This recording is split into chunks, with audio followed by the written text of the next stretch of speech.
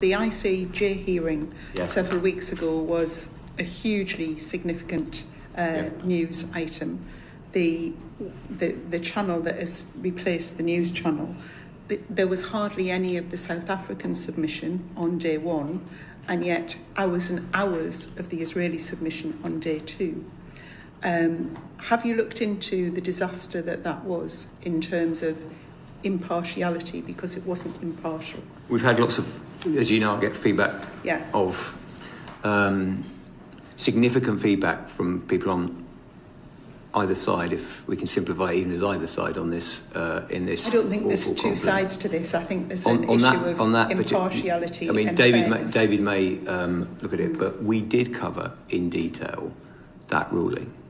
I watched it, all of it. And I'm just talking on one outlet in terms of we can debate the ins and outs of that. But overall, I think we've been pretty robust in covering the ICJ proceedings.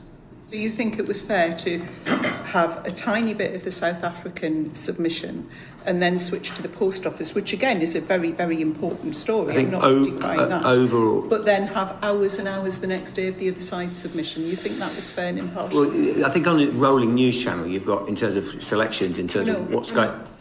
Do you think that was fair and impartial? I think balanced? I think overall, when you look at our coverage on the rulings, we've been in a reasonable position.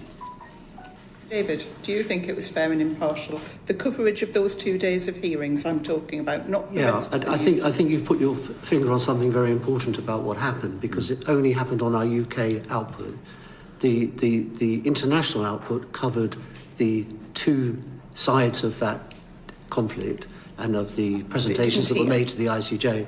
They covered them equally in our international coverage. But in our UK coverage, because the hearing on the post office was being held at the same time, they made the editorial decision to go with the post office coverage rather than the other coverage, which, as you can tell, was a very difficult decision to make.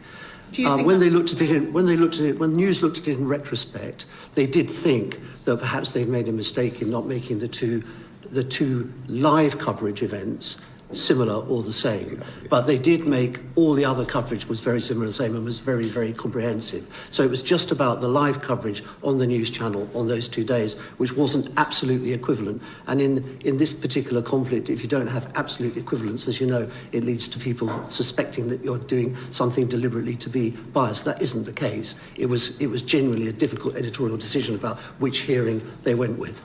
You think that was a mistake to do the coverage? News have said that if they thought about it again, they might have done it differently.